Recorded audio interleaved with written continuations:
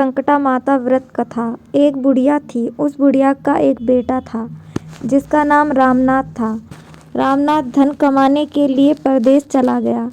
बुढ़िया अपने पुत्र के विदेश जाने के बाद बहुत चिंतित और दुखी रहने लगी, क्योंकि बहू उसे प्रातः नित्य खरी खोटी सुनाया करती थी। इसलिए बुढ़िया प्रतिदिन चिंतित और उदास रहती थी और घर के बाहर स्थित कुएं पे बैठी रोया करती थी।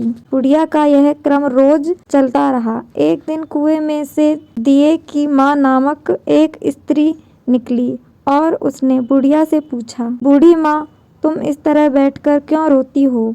तुम्हें किस बात का कष्ट है?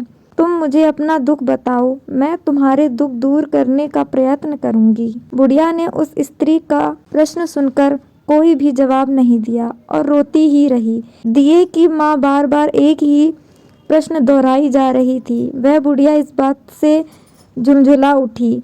उस बुढ़िया ने दिए की माँ से कहा, तुम मुझे बार बार ऐसा क्यों पूछ रही हो? क्या सचमुच ही तुम मेरा दुख जानकर उसे दूर कर दोगी? बुढ़िया के बात सुनकर दिए की माँ ने उत्तर दिया, मैं अवश्य ही तुम्हारे कष्टों को दूर करने का प्रयत्न करूंगी। बुढ़िया ने दिए की माँ का ऐसा आश्वासन पाकर कहा, मेरा बेटा कमाने के लिए परदेश चला गया है। उसके पीछे मेरी बहू मुझे बहुत बुरा भला कहती रहती है। यही मेरे दुख का कारण है। बुढ़िया की बात सुनकर दिए की माँ ने कहा कि वन में संकटा माता रहती है। तुम अपना दुख उनसे सुनाकर कष्ट से छुटकारा पाने के लिए प्रार्थना करो। माँ बहुत दयालु है, दुखियों के प्रति बहुत सहानुभूति रखती है। निसंतानों को संतान, निर्धनों को धनवान, निर्बल को बलवान और अभागों को भाग्यवान बनाती है। उनकी कृपा से सौभाग्यवती स्त्रियों का सौभाग्य अचल हो जाता है। कुंवारी कन्याओं को अपने इच्छित वर की प्राप्ति होती है। रोगी अपने रोग से मुक्त होते हैं। इसके अलावा जो भी मनोकामना हो वह सभी को पूरा करती हैं। इनमें कोई संदेह नहीं है। दिए की माँ से ऐसे विश्लेषण बात को सुनकर बुढ़िया संकटा माता के पास गई और उनके चरणों पर गिरकर विलाप करने लगी। संकटा माता ने बड़े ही दयालु होकर बुढ़िया से पूछा, बुढ़िया, तुम किस कारण इतने दुख से बार बार रोती हो? बुढ़िया ने कहा, हे माता, आप तो सब कुछ जानती हो, आपसे तो कुछ छुपा भी नहीं है। आप मेरे दुख को दूर करने का आश्वासन दें तो मैं अपनी। बुढ़िया की बात सुनकर संकटा माता ने कहा, मुझे पहले अपना दुख बताओ। दुखियों का दुख दूर करना ही मेरा काम है। संकटा माता के ऐसा कहने पर बुढ़िया ने कहा, हे माता, मेरा बेटा परदेश चला गया है।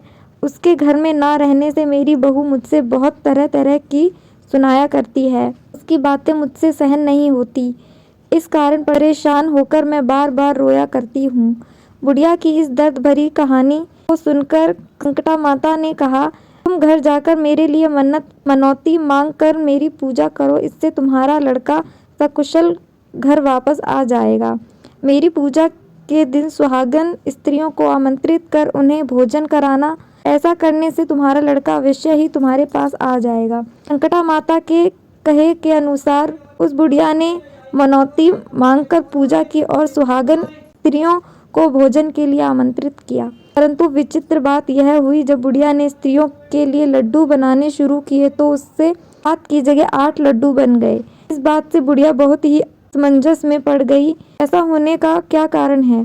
कहीं मुझसे गिनने में तो गलती नहीं हो रही, अथवा अपने आप 8 लड्डू बन जाने का कोई अन्य कारण है? उसी समय संकटा माता एक वृद्ध स्त्री के रूप में बुढ़िया के सामने प्रकट हुई और बुढ़िया से पूछा, क्यों बुढ़िया, आज तुम्हारे यहाँ कोई उत्सव है क्या?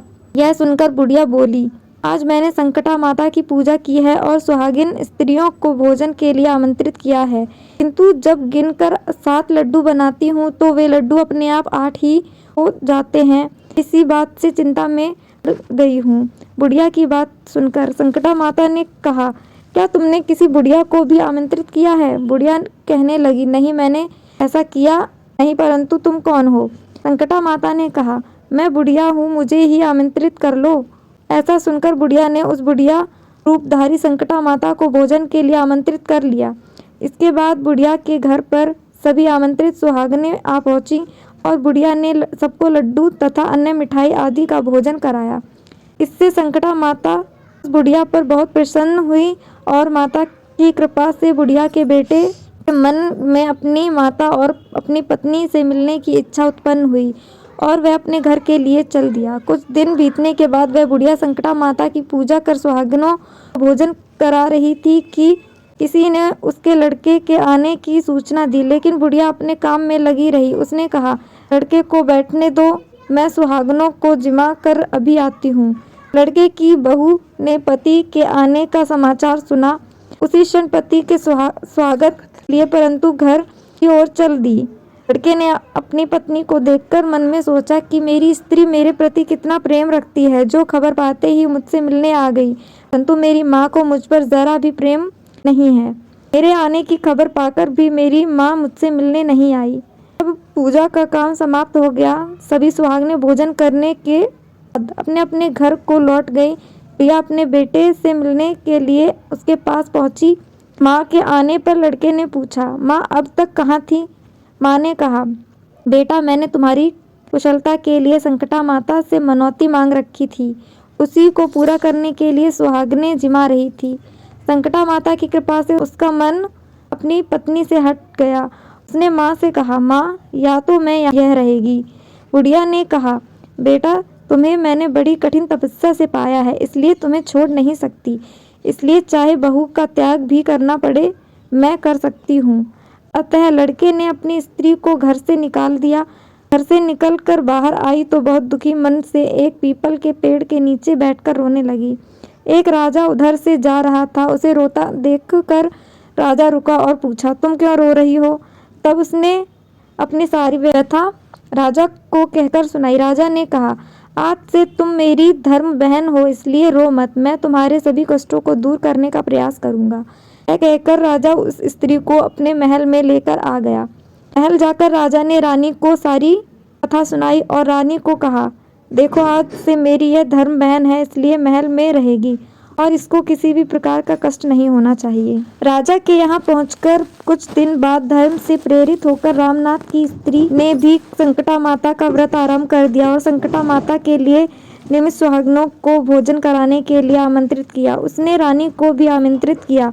जब सभी सुहागनें लड्डू खाने लगी तो रानी ने कहा, मुझे तो रबड़ी मलाई और स्वादिष्ट मिष्ठान ही हजम होते हैं, यह पत्थर समान लड्डू कैसे हजम होंगे? ऐसी अवहेलनापूर्ण बातें कहकर रानी ने लड्डू खाने से मना कर दिया। कुछ समय बाद संकटा माता की कृपा से रामनाथ अपनी पत्नी को खोजते हुए राजा के महल में आया। वहां आकर अपनी पत्नी को संकटा माता की पूजा करते हुए देखा तो संकटा माता को हाथ जोड़कर प्रणाम किया और अपनी पत्नी से कहा, प्रिय मेरे अपराध को क्षमा करो। पत्नी ने कहा, नाथ यह सब प्रारब्ध से ही होता है, इसमें आपका कोई दोष नहीं है, आप मेरे ईश्वर रूप हो, मेरे ही अपराध को क्षमा करें। यह कहकर दोनों ने विधि पूर्वक संकटा माता व्रत कथा सुनी, संकटा माता की पूजा की और समाप्त कर सुहागिनों को जिमा कर दोनों पति पत्नी अपने घर की ओर प्रस्थान के लिए तैयार हुए। जाते समय रामनाथ की स्त्री ने राजा रानी से कहा, जब मुझ पर दुख पड़ा था तो आप लोगों ने धर्म बहन बनाकर मुझे आश्रय दिया था। यदि आपको किसी भी तरह की सहायता की आवश्यकता हो तो मेरी कुटिया में निसंकोच चले आना। ऐसा कहकर दोनों पति पत्नी अपने घर चले आए। संकटा माता के प्रसाद का निरादर करने के कारण रानी पर भारी संकट आ पड़ा। रामनाथ की बहू के जाते ही उनका राजपाट नष्ट हो गया। ऐसी विपत्ति में पड़कर रानी ने राजा से कहा, ना मालूम वह तुम्हारी धर्म बहन कैसी थी, उसके यहाँ से जाते ही सब कुछ नष्ट हो गया। रानी ने राजा से कहा, जाते समय वह कह गई थी कि जब मेरे पर कष्ट पड़ा था तब मैं तुम्हारे यहाँ आई थी और कदाचित तुम्हारे ऊपर कोई भी कष्ट पड़े तो तुम मेरे घर चले आना, इसलिए हम लोगों को उसके यहाँ ही चलना चाहिए। ऐसा विचार कर राजा रानी दोनों ही अपनी धर्म बहन के घर गए। वहां जाकर रानी ने कहा, बहन तुम्हारे जाते ही ऐसा क्या हो गया कि हमारी सारी संपत्ति नष्ट हो गई, हम लोग बहुत परेशानी में पड़े हुए हैं। रानी की बात सुनकर रामनाथ की स्त्री ने कहा, बहन मैं तो कुछ नहीं जानती, मेरी तो सब करता धरता संकटा माता है, इसके अतिरिक्त कोई दूसरा नहीं है, इसलिए मेरी राय में तुम संकटा माता से अपनी भूलों के लिए क्षमा याचना करो, उन्हीं की मनौती से तुम्हारा काम बन जाएगा, तुम्हारे सारे बिगड़े काम अपने आप सुधर जाएंगे। रामनाथ की स्त्री की बात सुनकर रानी ने श्रद्धा भक्ति से संकटा माता का व्रत किया और सुहागिनों को जिमाकर अनजाने में हुई अपनी सब भूलों के लिए संकटा माता से बार बार क्षमा मांगी। रानी के ऐसा करते ही संकटा माता प्रसन्न हो गई और रात में रानी को स्वप्न में कहा कि तुम दोनों पति पत्नी अपने महल को चले जाओ, वहां जाकर मेरी पूजा करना और मेरे निमित्त सुहागिनों को जिमाना। ऐसा करने से तुम्हारा गया हुआ राजपाट तुम्हें वापस मिल जाएगा। सुबह होते ही रानी ने अपने स्वप्न की बात राजा को बताई। रानी की बात सुनकर ही राजा उसी क्षण रानी को साथ लेकर अपने महल की ओर चल दिया। महल में आने के बाद राजा रानी ने संकटा माता के कहे अनुसार पूर्ण भक्ति भाव से माता संकटा की पूजा की और सुहागिनों को भोजन कराया। ऐसा करने से उनका बिगड़ा हुआ सारा समय सुधर गया और सारा राजपाट उन्हें वापस मिल गया और वह पहले की तरह राज्य को भोगने लगे। बोलो संकटा माता की जय।